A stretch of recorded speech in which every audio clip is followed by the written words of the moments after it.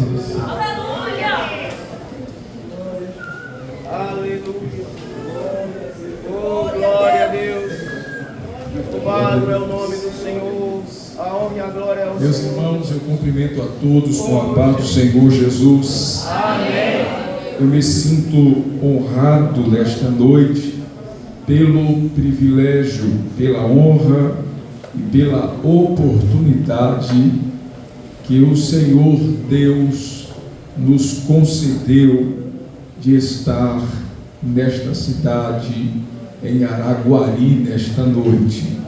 Eu louvo a Deus pela vida do querido pastor Gilano, qual nós o conhecemos na nossa convenção das SEMADs, ali no Espírito Santo, na cidade de Cariacica.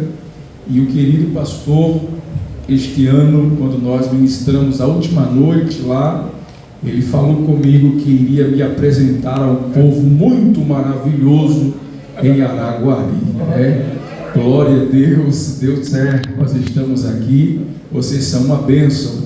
A minha gratidão ao querido pastor Nilson, ao querido irmão Lucas, que esteve em contato conosco, a receptividade do pastor Nilson, todo o ministério e os irmãos que aqui servem e adoram e estão aguardando Jesus voltar.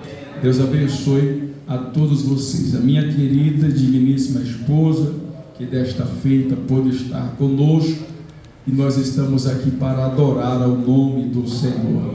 Amém? Deus abençoe a dupla que louvou, aos irmãos, o conjunto, as irmãs. Deus abençoe esta igreja.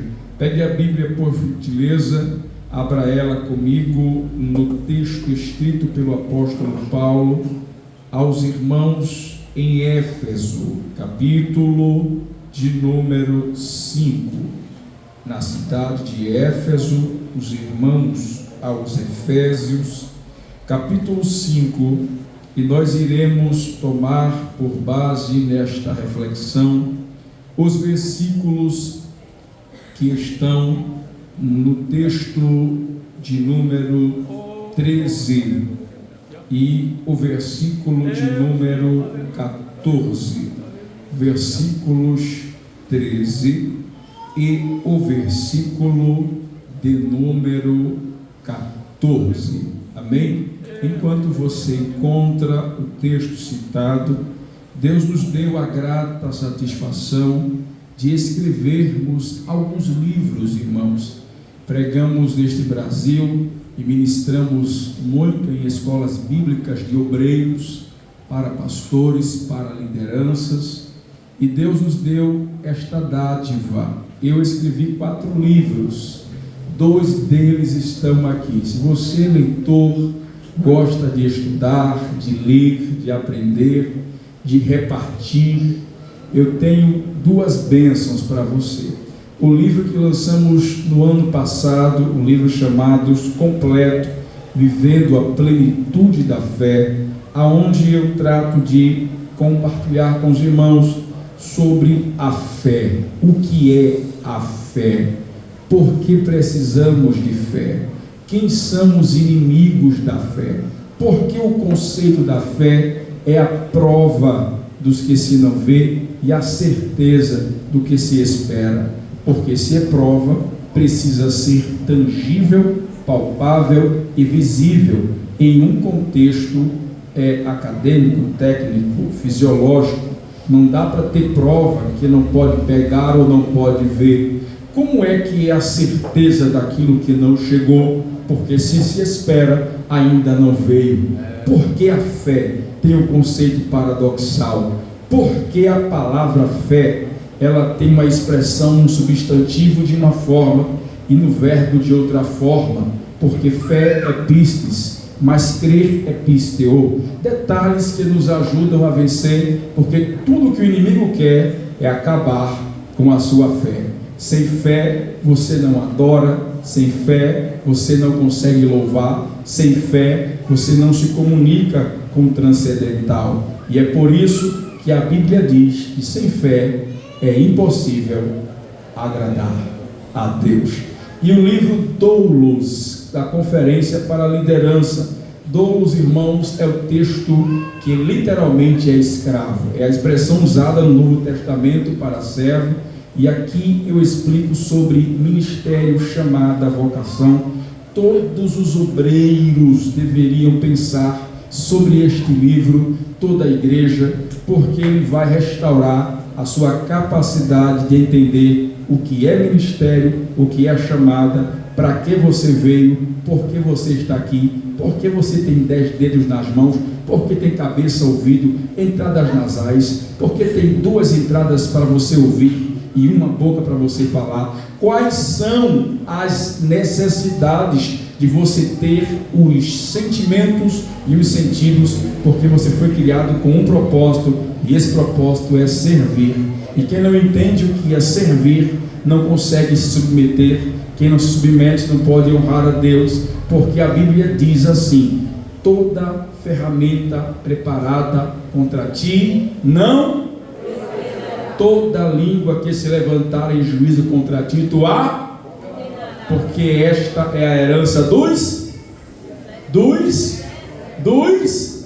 não pega em quem serve, não ataca em quem serve, não fura quem serve, não mata quem serve, porque esta é a herança dos servos. Então, se os irmãos puderem, gostarem, quiserem, no final do culto estaremos na porta. Você pode abençoar o nosso ministério e ser abençoado. Amém, meus irmãos? Olhe para o texto de Efésios, capítulo 5, versículos 13 e o 14. Paulo escreveu dizendo: mas todas estas coisas se manifestam sendo condenadas pela luz, porque a luz tudo manifesta. Pelo que diz: desperta tu, ó que dormes, e levanta-te dentre os mortos, e Cristo te esclarecerá.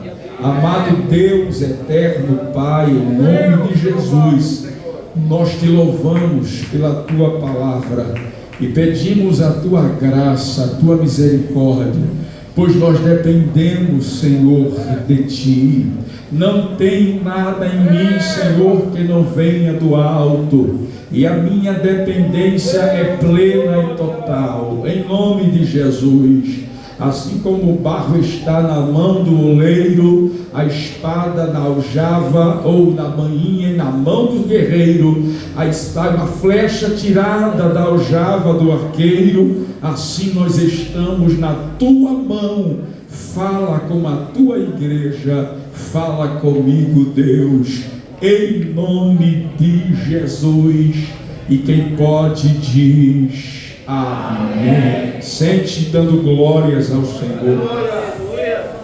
Glória a Deus. Meus irmãos, minhas irmãs, Igreja Santa de Jesus, quando nós recebemos o tema deste evento para esta noite especial, o texto escolhido, a dinâmica escolhida, eu louvo a Deus e eu glorifico ao nome do Senhor, por consequência de que nós estamos na igreja do Deus vivo, e na igreja do Deus vivo, ele revelou-se a João em Patmos como sendo aquele que passeia no meio dos 7 castiçais de ouro.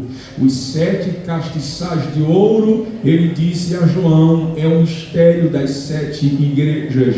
Ao revelar que passeia no meio das 7 igrejas, ele está declarando: eu conheço a minha igreja. Logo, ao saber da igreja, ao conhecer a igreja, ele vê aquilo que eu não consigo ver, ele capta aquilo que eu não consigo captar. Você olha ao seu derredor, os irmãos estão bonitos, alinhados, progressiva, chapinha, cabelo cortado, terno, elegantes, mas você não consegue ver a alma de ninguém. Você não consegue ir no profundo da mente de ninguém. Você não consegue sondar os sentimentos, as tristezas, as guerras, as dores e a luta de ninguém. Então, o oculto e o escondido, só quem conhece é quem penetra todas as coisas. E o apóstolo Paulo mesmo escreveu dizendo: ao que o olho não viu, o ouvido não ouviu e nem subiu ao coração do homem, falando do céu, foram as coisas que Deus preparou, mas o Espírito que penetra todas as coisas no céu, nos revelou pelo seu Espírito. Então Paulo está dizendo: se o Espírito de Deus penetra no céu e penetra nas coisas de Deus e na mente de Deus, penetra também na alma do homem, no coração do homem, na mente do homem. Logo, na igreja dele, ele sabe de todas as coisas. Ele sabe o que você pensou, o que você clamou, o que você chorou. Ele sabe o que você maquinou. Ele sabe o que você está planejando. Ele sabe quais são os seus planos. Ele sabe quais são as suas dores. Ele conhece o que lhe angustia, o que lhe arrebenta, o que lhe fere, o que lhe magoa, o que você não pode falar, o que você não pode dizer. Ele penetra todas as coisas. E se ele soprou nesta casa que é tempo de despertamento, é porque aquele que vê o que a ultrassonografia não pode ver e o que o raio-x não é capaz de captar, ele está falando nesta noite: eu conheço a minha igreja neste lugar. Oh, glória a Deus! Diante disto, meus irmãos, quando o apóstolo Paulo estava escrevendo aos Efésios, o que me chama a atenção é que o tema desta festa, destes 3 dias, é sobre o despertar. Com certeza, como falou o nosso pastor, Deus bradou profundamente ontem à noite, continuou bradando hoje pela manhã, e ainda tem umas 2 gotas de azeite para derramar nessa botija. Quantos ainda podem receber umas 2 gotas de azeite? Oh, glória, aleluia, bendito é o nome de Jesus. Então, por gentileza, me empreste sua atenção. Quando eu vi a expressão desperta, a minha mente logo correu para Efésios, porque é muito claro, é muito saliente, é muito perceptível este clamor da escrita paulina. Paulo estava preso, era por volta do ano 61 a 62 na cidade de Roma. Paulo, ele estava lá aguardando um julgamento, e enquanto Paulo, na sua primeira prisão, porque conforme Atos 28, ele é preso a primeira vez, e segundo o 1 Timóteo 4, verso 8, ele é preso pela segunda vez, que é quando ele vai ser decapitado. Mas aqui Paulo estava preso, e ele está escrevendo para os irmãos da Ásia, da igreja que ele havia fundado, que ele havia inaugurado, conforme o registro de Atos, capítulo de número 18, no final da segunda viagem missionária. O apóstolo Paulo pegou os irmãos Áquila e Priscila, saíram da Acaia, da Acrópole, em Corinto, na Grécia, e foi ele com esses 2 irmãos, descendo pelas regiões da Ásia, chegou em Éfeso. Paulo então deixou Áquila e Priscila em Éfeso e voltou para Cesareia, para depois voltar para Jerusalém e terminar a sua segunda viagem missionária. Quando Paulo deixa as irmãs ou o irmão, a irmã Áquila, o irmão Áquila e a irmã Priscila, eles começam a trabalhar fazendo tendas e a levantar um povo e a ganhar e a pregar e a regimentar pessoas para este evangelho de Jesus. É quando Áquila e Priscila estão falando de Jesus e reunindo o povo no primeiro pequeno grupo, que aparece um irmão que veio lá de Alexandria, um irmão lá do Egito, meio escurinho da cor, chamado Apolo. Apolo era profeta, pregador, profundo nas escrituras, catedrático, um homem de eloquência elevada, mas de uma sabedoria tão profunda e grande, que quando Apolo chegou na região de Éfeso, Priscila e Áquila ficaram admirados com ele, e logo quis enviá-los exatamente para onde o coração de Apolo pulsava forte, que era ir para a Grécia, para debater acerca de Cristo. É no momento em que Áquila e Priscila manda Apolo para a Grécia, que Paulo vai chegando em Éfeso, na Ásia, iniciando a sua terceira viagem missionária, por volta do ano 55, no 52, Paulo chega na cidade de Éfeso, e quando Paulo chega lá, tinha 12 irmãos, junto com Áquila e Priscila. E quando Paulo chega e vê aquela igreja em um total de 14 pessoas, Paulo olha para eles e diz: e vocês aqui, meus irmãos, já receberam o Espírito Santo? Já foram batizados com esse Espírito Santo? Os irmãos de Éfeso disseram: nós só fomos batizados no batismo de João, e nem sabíamos deste tal Espírito Santo. Aí Paulo diz: foi o que aconteceu lá em Jerusalém, quando o Espírito desceu e encheu a casa, e todos foram cheios e falaram novas línguas. Mas hoje eu vim aqui para começar um trabalho novo, que não vai ser um trabalho morto nem parado, mas será um trabalho avivado e cheio da graça. E impondo as mãos sobre ele, desceu sobre eles o Espírito Santo, e os 12 foram batizados pelo Espírito e começaram a falar em línguas estranhas.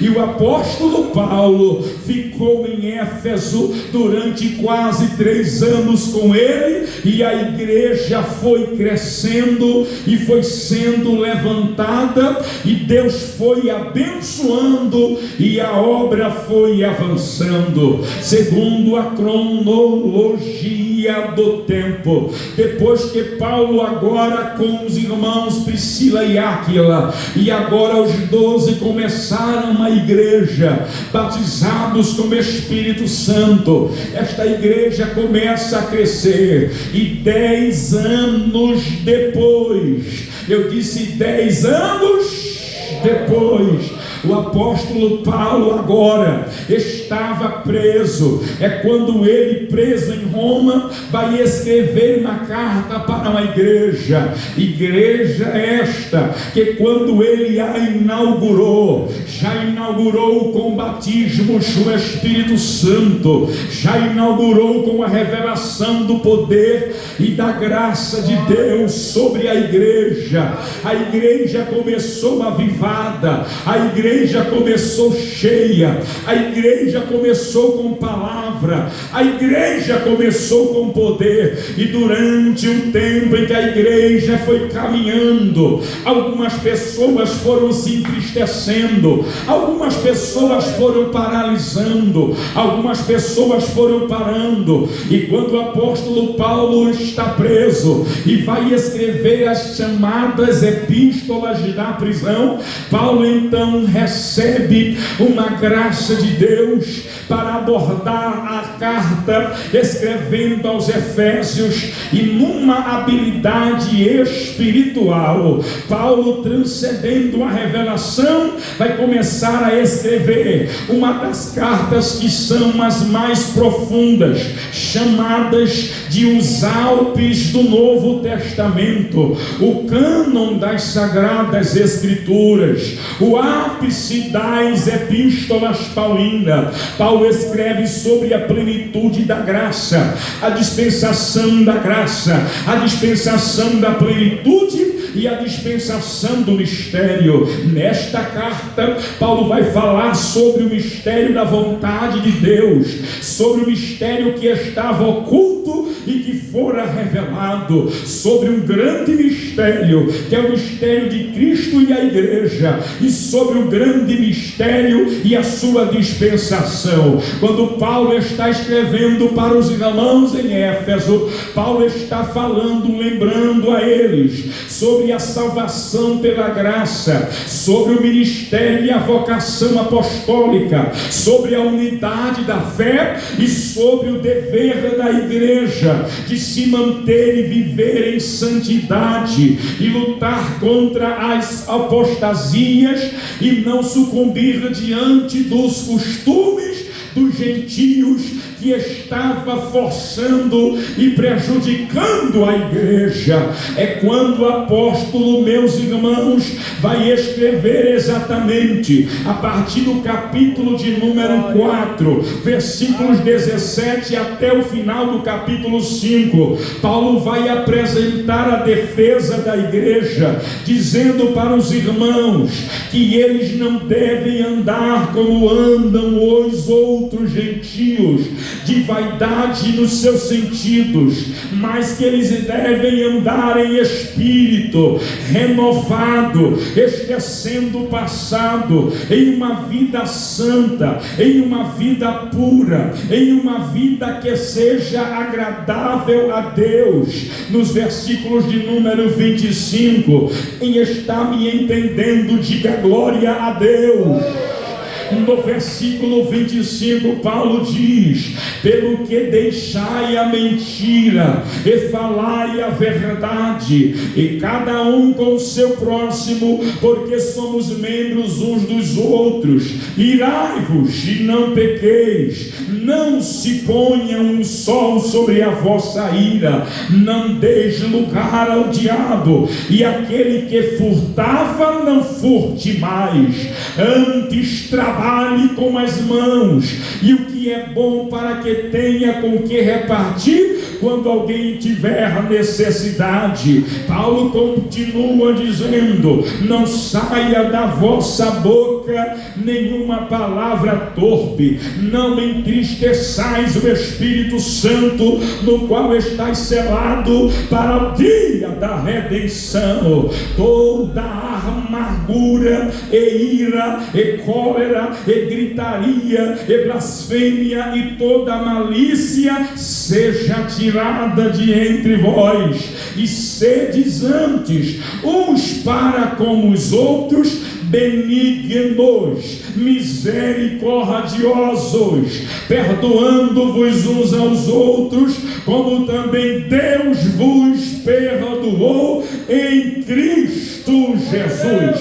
Sede, pois, imitadores de Deus, como filhos amados, andando em amor. É dentro deste discurso de Paulo que ele vai caminhar para declarar as obras infrutuosas das trevas, e neste momento Paulo diz assim: porque o fruto do Espírito está em toda bondade e justiça e verdade, aprovando o que é agradável ao Senhor, e não comuniqueis com as obras infrutíferas das trevas, mas antes condenai-as, porque o Senhor, porque o que eles fazem oculto, até dizê-lo é torpe. Mas todas estas coisas, é aqui, meus queridos irmãos, que Paulo aponta que todas estas coisas, o que eu acabei de descrever-vos neste relato, manifestadas são e condenadas pela luz, porque a luz tudo manifesta. Paulo então vai citar o profeta Isaías, quando ele diz: pelo que disse o profeta, desperta, ó tu que dormes, e levanta-te dentre os mortos, e Cristo te esclarecerá.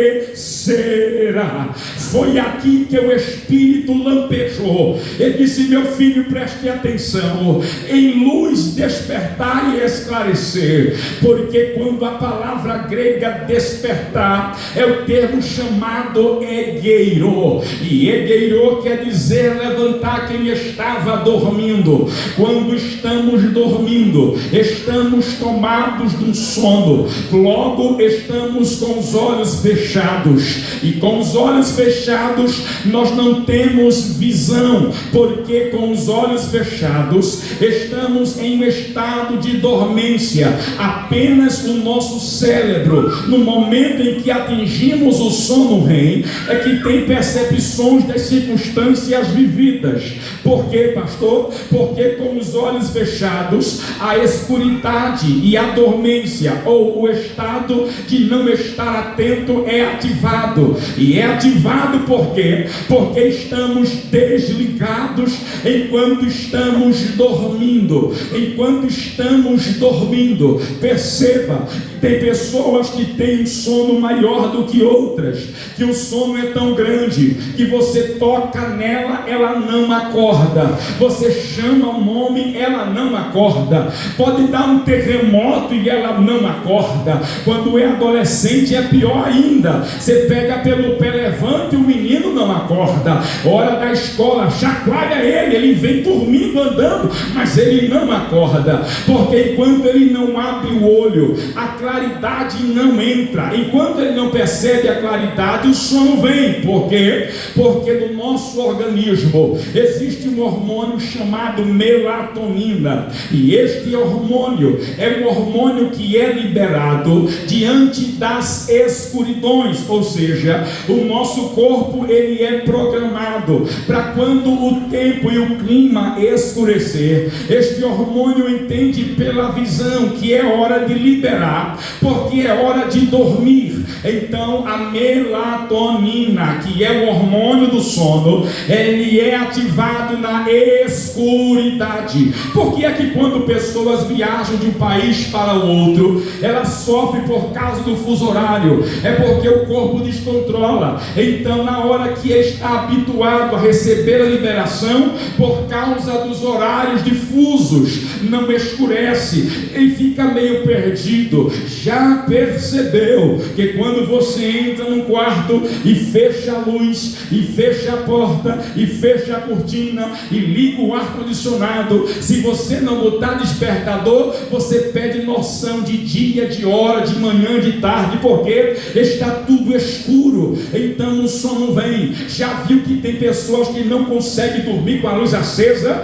porque o sono não vem? Nos aviões da Varig, nos anos de 80 e 90, hoje não dá mais, mas quem voou de Varig sabe, eles davam um negocinho para você dormir, e colocava na testa, no rosto, era um óculosinho fechado, era uma coisinha bem fofinha para você dormir. O meu tio, ele trabalhava como capitão de bordo, e sempre trazia lá para casa, a gente botava para dormir. Por quê? Porque aquilo era para cortar a luminosidade. Aí quando Paulo está dizendo, as obras das trevas são condenadas pela luz, pelo que diz, desperta tu que dormes, e Cristo vai te esclarecer, é porque enquanto você está de olho fechado, você não consegue deixar a luz penetrar através da sua visão. Mas quando a luz de seus olhos se abre, a luz ela entra. Por quê, pastor? Quem está comigo, diga glória a Deus. Pega na mão desse irmão que está do outro lado, por gentileza, bem calminho, segura na mão dele assim, olha nos olhos dele e diga assim, ó, se prepare nesta noite. Diga, Deus lhe trouxe aqui hoje, porque é noite de despertamento. Diga, as ferramentas que foram preparadas para te prostrar serão quebradas nesta noite, neste Só quem acredita nisto, levante a mão e abra a boca.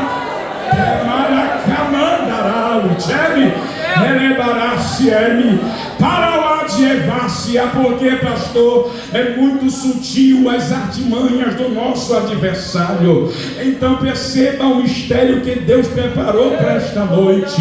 Quando olhamos para a Bíblia Sagrada, nós podemos ver que Deus nos revela 4 circunstâncias que faz um homem deitar na Bíblia. Primeiro, as doenças.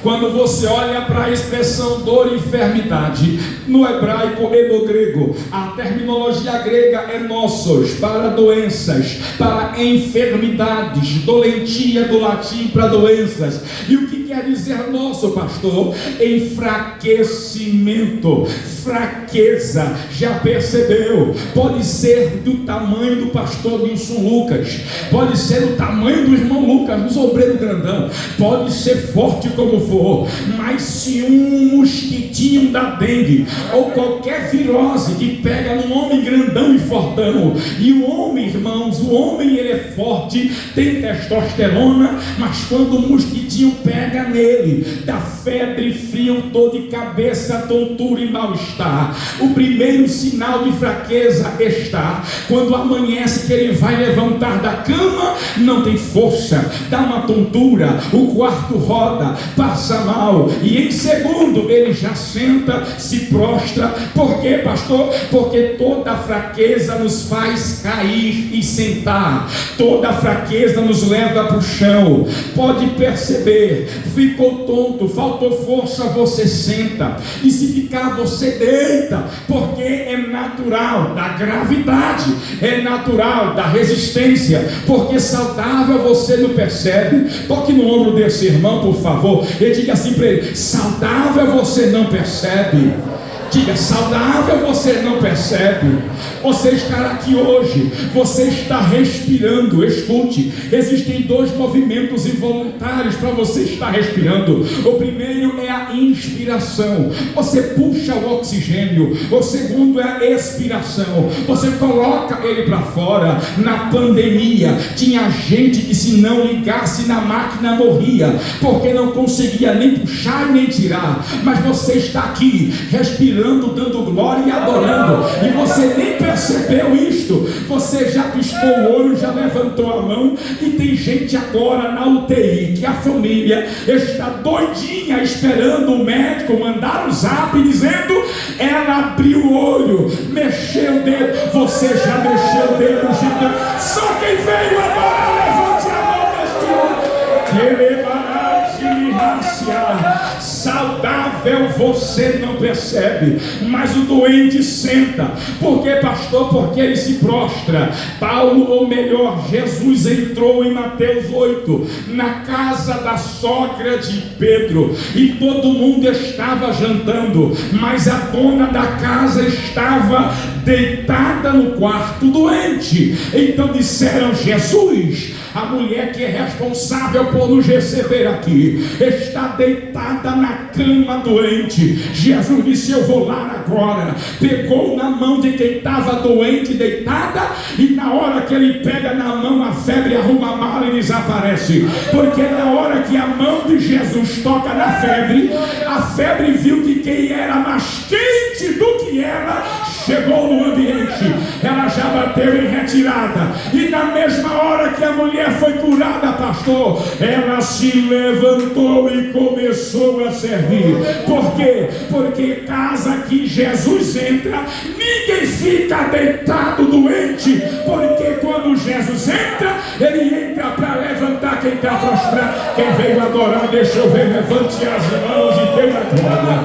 Oh, aleluia! A segunda ferramenta é o cansaço. Pastor, o cansaço, sim, o cansaço é o desgaste físico depois de um longo período. E quem é que não cansa, irmão? Todo mundo cansa, todo ser humano cansa. Nós não cansaríamos, mas a Bíblia diz que depois do pecado todos cansaram. A degeneração celular, a fraqueza da estrutura biológica, a Bíblia diz em 1 Reis capítulo 19, dos versos 3 a 8, que Elias fugiu para um lugar, entrou numa montanha, andou pelo deserto, fugindo de Jezabel. Chegou o momento da sua jornada, ele deitou-se debaixo de um pé de zimbro, olhou para o céu e disse: não sou melhor do que os meus pais, eu estou cansado, eu quero morrer. Mas Deus ouviu o clamor de Elias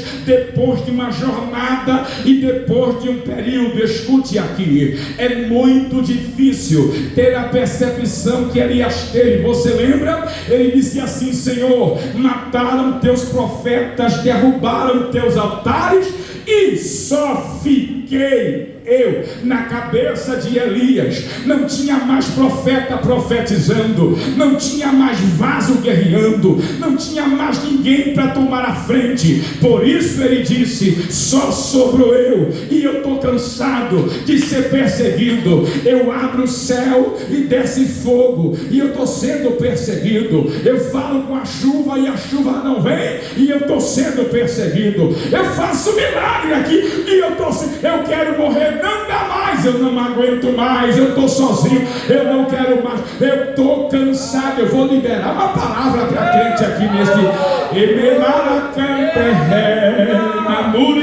Receba esta palavra. Tem resposta que Deus lhe dá, que Ele não satisfaz o ego da sua necessidade. Aleluia. O ego da sua necessidade. Deus fiel. Mas o que Deus quer que você entenda é que para cada pergunta a resposta dele te leva para o próximo nível. Aleluia. Glória.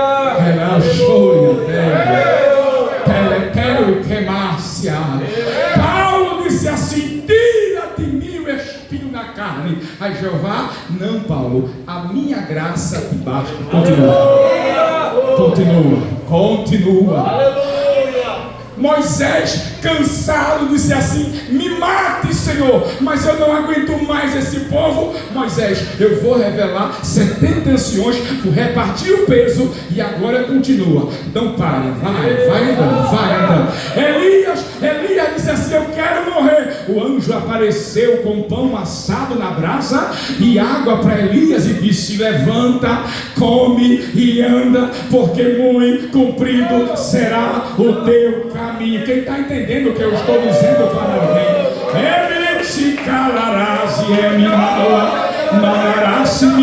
É o céu dizendo a você a resposta que você quer ouvir, do jeito que você quer ouvir. Eu não vou dizer, porque você quer permissão para parar, e o céu está dizendo: eu não dou permissão para você parar, mas eu tenho renovo.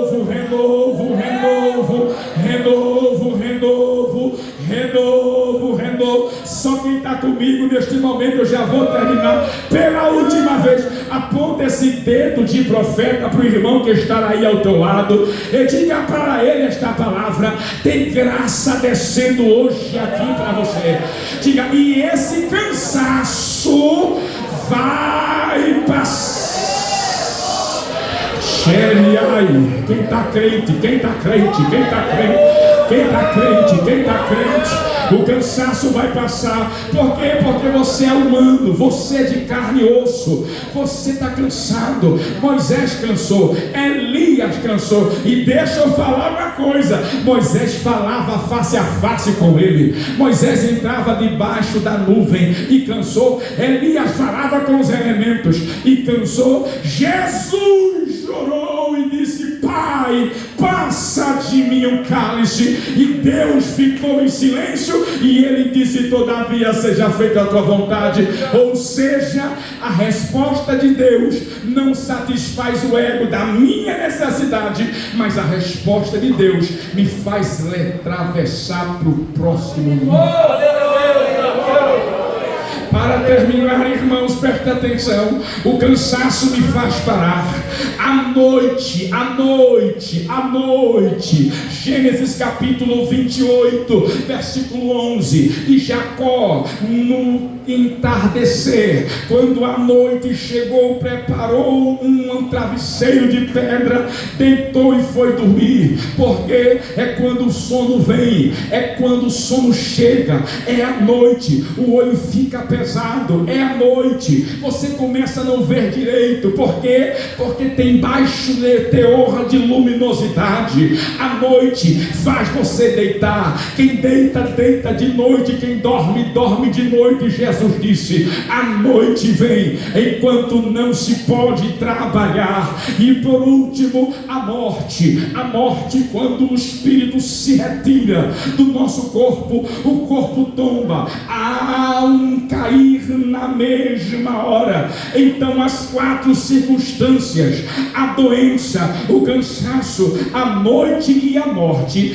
faz a gente deitar, faz a gente parar, e eles estão interligados. Mas o Espírito Santo, que nos trouxe aqui nesta noite para liberar uma palavra sobre esta igreja, e a palavra dele é: eu vim aqui hoje para despertar a consciência, o coração e a alma de alguém, porque eu sei das guerras, das lutas e das pelejas, eu sei das enfermidades espirituais e das enfermidades físicas, eu sei do cansaço da peleja, eu sei da noite escura e eu sei dos laços de morte. Mas eu também sei de uma coisa, que toda vez que o Espírito se movimenta no meio do seu povo, ele se movimenta para levantar, para colocar de pé e para despertar. Quem crê nesta palavra, dá uma glória para Jesus. Coloque a mão no ombro do irmão para eu voltar para Uberlândia agora. Balance o ombro desse vaso aí e diga para ele: a razão de Deus de te despertar é por causa do que está preparado para você.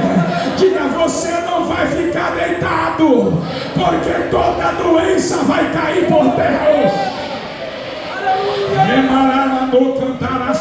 Quem quer esta palavra é só para quem quer. Levante a mão lá no terceiro. Abra a boca e dê uma glória para Jesus de Nazaré. Doenças vão se retirar da sua vida.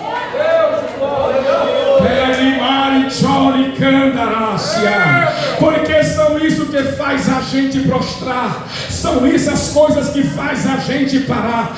Aí o Espírito Santo, quando ele me faz entender o que Éfeso estava passando acerca do que Paulo escreveu: desperta, ó Éfeso. Por quê, pastor? Porque primeiro ele precisa despertar a igreja, para a igreja preparar a sua lâmpada. Porque estamos aqui hoje adorando, mas foi cantado aqui nesta noite: a qualquer momento, a qualquer instante, quem acredita no arrebatamento da igreja, a igreja vai ouvir o brado da trombeta para encontrar com Cristo nos ares. A igreja vai subir, e isto foi revelado por Jesus no Evangelho de Mateus capítulo 25, aonde ele retrata o encontro num casamento judaico: o Erizinho, o Nessuim e o Cirujim, os 3 momentos do casamento.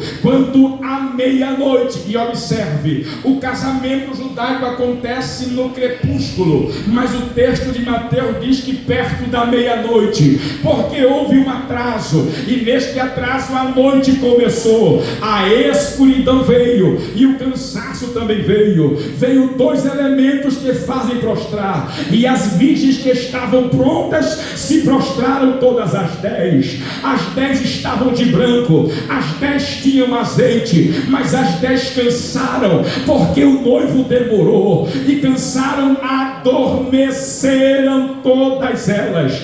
E o versículo de número 6 e 7 de Mateus 25 diz que enquanto estavam adormecidas, perto da meia-noite, ouviu-se um grito: lá vem o esposo. E quando o grito foi dado, houve um despertamento. Olhe para cá para eu terminar. Irmãos, todo grito promove em quem ouve um grito ou susto. Todo susto que entra na gente libera um hormônio chamado adrenalina, que é um hormônio do estresse. A adrenalina é o hormônio que corta o hormônio da melatonina. Por quê, pastor? Você já viu quando você está dormindo que sonha caindo e toma um susto dormindo? Você desperta. Por quê? Porque há uma carga de adrenalina derramada no seu organismo e você acorda. Quem já dirigiu de noite e dormiu no volante e levou um susto, quando ele dá um susto, o sono desaparece. Por quê? Por causa da adrenalina. O que é que Deus está dizendo? Vai ter gente aqui que Deus vai ter que dar um susto para acordar. Por quê, pastor? Porque somente o susto do Espírito vai liberar adrenalina na veia de alguém para dizer: acorda, meu filho, acorda, minha filha, chegou a hora de se preparar, porque o noivo está chegando. Somente quem entende esta palavra diga glória a Deus. O despertar para quê, pastor? Para que elas se levantem. O capítulo 25, versículo 6 e 7 diz que todas elas despertaram e levantaram para preparar a sua lâmpada. A lâmpada acesa. Escute, a igreja é chamada de luz do mundo, e a ideia de luz era a ideia que vinha da lâmpada, e a lâmpada era formada por 3 elementos: o pavio, que era de ovelha, de lã de carneiro; a vasilha de barro que suportava o azeite que era derramado dentro, porque a lã embebedada no azeite queimava na lamparina de barro. Quando a lâmpada estava acesa, todo mundo via, porque lâmpada só é lâmpada quando está acesa. Lâmpada é lâmpada quando o pavio está no óleo pegando fogo. E quando a lâmpada está acesa, ela brilha, ela clareia e ela alumia. João capítulo 5, Jesus falando de João Batista disse: este João é a lâmpada que ardia e iluminava, e a igreja, ela é o candeeiro e o castiçal. O que é isso? Ela tem as 7 velas dos 7 fogos, dos 7 olhos, da chama do Espírito Santo. A lâmpada tem que estar acesa. Será que tem lâmpada acesa aqui nesta noite? A lâmpada está acesa aqui nesta noite. Dá uma glória a Deus aí. Levantar para preparar a lâmpada. Porque a lâmpada precisa estar acesa, pastor, porque o sinal de quem aguarda Jesus não é apagado, é com as chamas do Espírito acesas. Dá uma glória a Deus aí. As chamas acesas revelam que tem azeite na vasilha. A vasilha que tem azeite revela que não está rachada e nem quebrada. Por quê, pastor? Porque vasilha rachada não segura azeite, mas a vasilha consertada pode colocar o azeite, porque ele não se perde descendo, ele é consumindo subindo. Como assim? É no pavio pegando fogo que a chama fica acesa e a fumaça sobe. Ou seja, em vasos que não estão rachados, o azeite não se perde, ele é consumido para a glória, consumido para a glória, consumido para a glória, consumido para a glória. Meu Deus, ele consumido para a glória. Agora o detalhe é que para preparar o vaso que fala do nosso corpo, a vasilha de barro, coloque a mão no seu peito e diga assim: a vasilha de barro. Diga: Deus me desperta para preparar a lâmpada do arrebatamento. Diga: mas essa chama só aparece se tiver azeite na vasilha. Aleluia.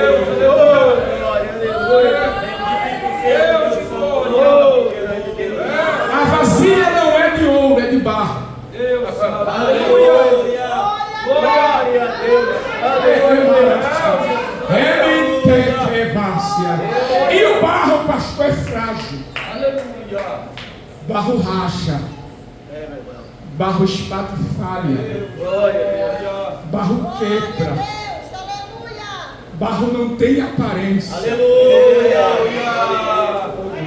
Glória.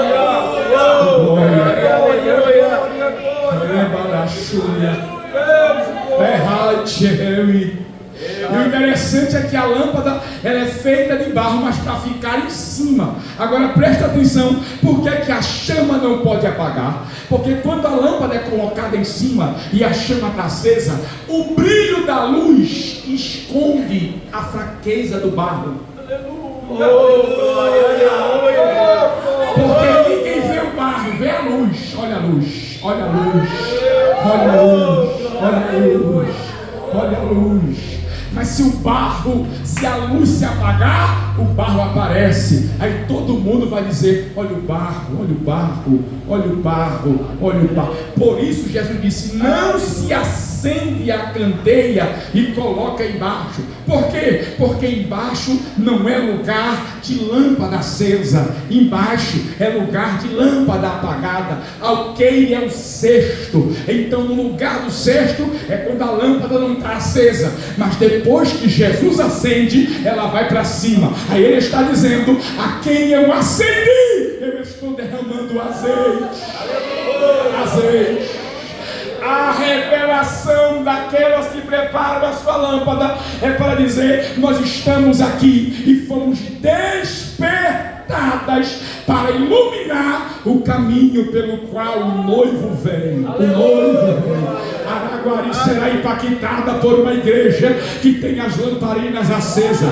Araguari será impactada por uma igreja que ainda mostra o caminho da palavra, caminho da santidade, caminho da espera de um arrebatamento pré-tribulacionista, pré-milenista, caminhos de uma igreja que anuncia a verdade. As lamparinas estão acesas, o céu está clamando em Araguari nesta noite: eu te levanto para restaurar a tua lâmpada. Quem crê nesta palavra, levante as mãos e dê uma glória. Em nome de Jesus, nós fomos despertados pelo grito do Espírito. Aleluia. Não deixa a chama apagar. Eu estou cansada, pastor. Tem renovo para você. O barro está rachado, eu sou o oleiro. Eu amasso, eu coloco na roda, eu refaço, eu fecho brechas, eu conserto vasos, eu trabalho por dentro e por fora, mas a chama não pode apagar. Eu não sei se você já teve a experiência de dobrar o joelho e dizer a Deus: eu não aguento mais, e o céu te abraçar e te dizer: eu sou contigo, ó meu filho. E você dizer: eu não creio mais, e o céu dizer a você: sou grande, sou tremendo, sou fiel. Eu não quero mais, e o céu responder: mas eu não abro mão de você. Verdade da gama noutre sobre a face. Tem renovo de Deus aqui nesta noite para alguém que chegou cansado aqui hoje. O despertar de Deus vai chacoalhar você. Este cansaço, esta enfermidade, este sono vai desaparecer da sua vida, e o céu te coloca de pé para dizer a você: é hoje que eu te levanto para que você fique na posição. Porque, pastor, colocar-se de pé, despertar, é a mesma coisa, e a posição de estar de pé é estar preparado para fazer a vontade de Deus. A igreja vai ser arrebatada, mas ela só vai subir cheia, acesa, de pé na presença do Senhor. Quantos creem esta palavra? Levante a mão e dê uma glória para Jesus. Tem porventura alguém que ainda, tem porventura no nosso meio alguém que ainda não fez a sua aliança com Jesus? Tem porventura no nosso meio alguém que ainda não teve encontro pessoal com Cristo e talvez entrou aqui nesta noite desesperado e desesperançado? Jesus está aqui para dizer a você: eu quero te levantar desta inércia nesta noite. Tem alguma pessoa que gostaria de entregar a sua vida para Jesus aqui no nosso meio? Tem alguma pessoa que veio aceitar a Jesus? Tem alguma pessoa que gostaria de se render aos pés de Cristo aqui hoje? Jesus quer mudar a tua história. Tem alguém que gostaria de se render a Ele, de se entregar a Ele, de dar a sua vida para Ele? Tem alguém para Jesus aqui hoje? Tem um jovem, tem uma senhora, tem um senhor. Todo mundo aqui é crente, todo mundo é crente, irmão. Levanta a mão, os crentes, levante a mão assim e dê uma glória para. Só tem vasos nesta noite. Que o eterno Deus derrame sobre a vida do querido pastor Nilson Lucas, de toda esta igreja, de toda esta direção, a graça. Deus livre do homem mau e sanguinário, e que todo cansaço, toda enfermidade, todo tempo ruim sejam repreendidos sobre esta igreja. E quem crê nesta palavra, levante a mão e dê uma glória para Jesus.